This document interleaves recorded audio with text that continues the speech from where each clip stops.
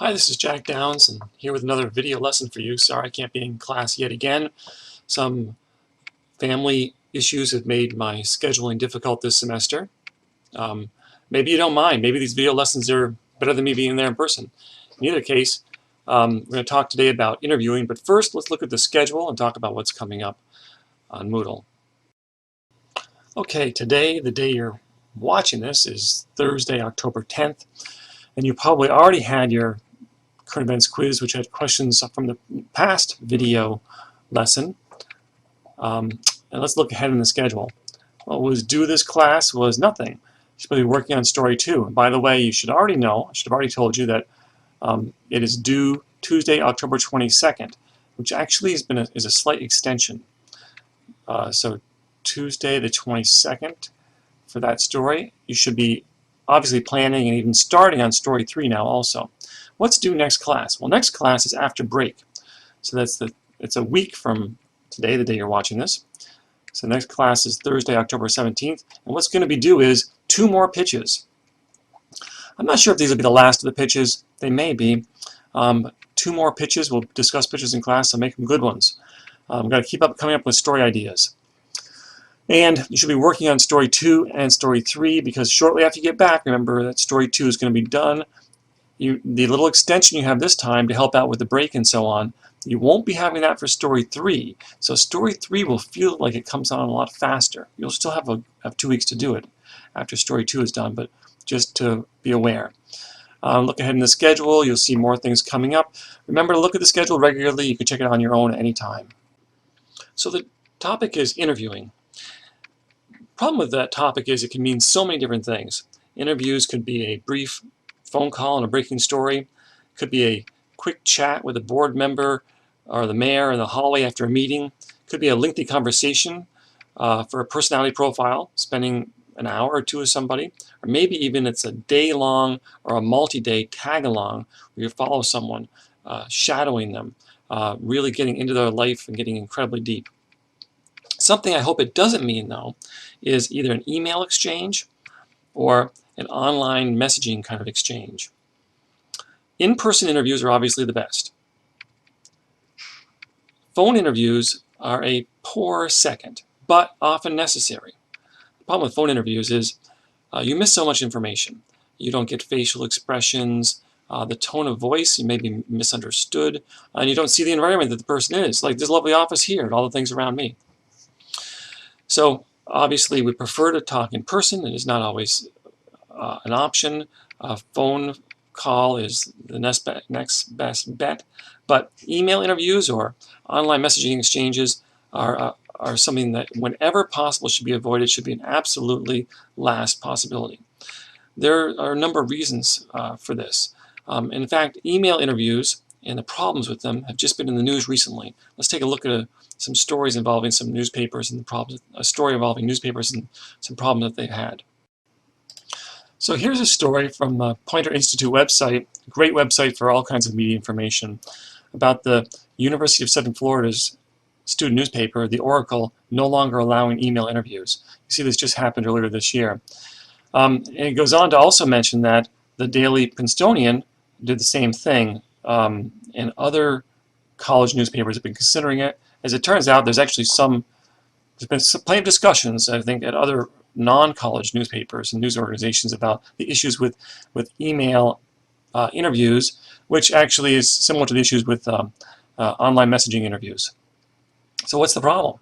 Well, as they explain in the article, here is some quotes from the editor-in-chief's explanation of why they're doing this. As a newspaper, it is our job to provide readers with the truth directly from the source, not from the strategically coordinated voices of public relations staff or pre-screened email answers.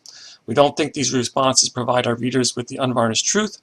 We will no longer include them in our articles at the expense of compromising the integrity of the information we provide. They go on to say that sometimes an unfiltered facial expression, sometimes pauses between what is vocalized. Most of the time, the truth is found somewhere between the unrefined, genuine thoughts of the people who make the campus what it is, and that is what we hope to provide you with. So you lose even more information when you're talking about email exchanges, can be completely misunderstood, and messaging exchanges. And also you have no idea whether what you're being given has been worked on, refined, edited. So it's certainly not a genuine answer to a question like I would give you in person. And finally, not mentioned here even, is I think an even bigger problem. How do you know that that person who is responding to you via email is really that person, that that's who the answers came from, right? You're assuming you have the correct email address and is the right person. It's even possible that that's misunderstood, that someone is hoaxing you with email or online messaging. But even if we don't think about hoaxing, how do you know that someone hasn't cut and pasted answers from someone else? That a public relations staff, for instance, hasn't given them answers to pass along as if they're their own answers, but they've been manufactured by a committee or by a team that's more interested in branding and images than in the truth. Now I want to broaden the issue a little further to talk about some things that happen before and after the interview and the preparation you can do on both ends. First of all, you get a lot of great information about this from your textbook, especially pages 78 through 81 in the new edition. So let's take a look at one of these important pages from the text. So here's one of the more important pages from your text on this topic, and it's chock full of really useful information. I may mention this again, but some of it, though, seems like common sense. However, I suggest you read through all this information and just keep it in the back of your mind. For instance, obviously, first do your homework, setting up the interview, doing preparation and research. I'll tell you more about some of my advice about that in a minute. Think through your story, decide when and where you're going to meet, set up the interviews, preparing for the interview, research, prioritizing, deciding which questions require simple yes-no answers, which should be phrased as open-ended questions. A lot of people spend a lot of time writing down questions, and that's not a bad thing, as long as you don't feel like you get stuck with the questions. You have to be able to think on your feet. But having a lot of questions written down, and maybe at the end of the interview, reviewing them for yourself quickly to see if you missed something, that can be useful.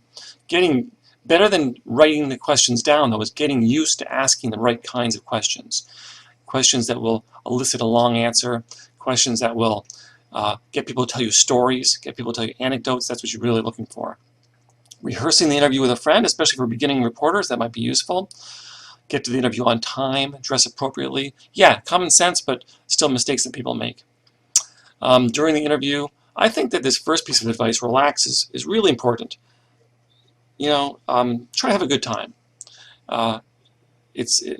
Interviewing should be fun in some ways. Using silence as a tactic, especially if you're a chatty person. Try to be quiet sometimes. Give the person a chance to talk and let them fill in the silences. Many other useful pieces of information here. And after the interview is something we often overlook. Some of these are things I'm going to repeat to you, but asking certain questions of the source at the end of the interview I think is really useful. I have three, which some will repeat these three, and the three are sort of my own that I'm going to tell you about in a few minutes. Hey, but don't forget to say thank you, right?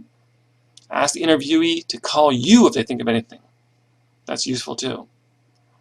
So when you finish what you think is your last question, you're not really done. In fact, you're not really done with the interview until the story is published, and even after the story. Check back after the sources after the story runs. Not a bad idea, especially if it's on your beat. You're going to have repeated contact with that person. So next up is a video from somebody who's really in the trenches doing this work. Bruce Edwards is the business reporter for the Rutland Herald. I think you get a good feeling for what his job is like and how interviews fit into it. So what I want you to do now is on Moodle you'll see a link to the Bruce Edwards video. Watch that and then continue with my explanation in a video that follows it.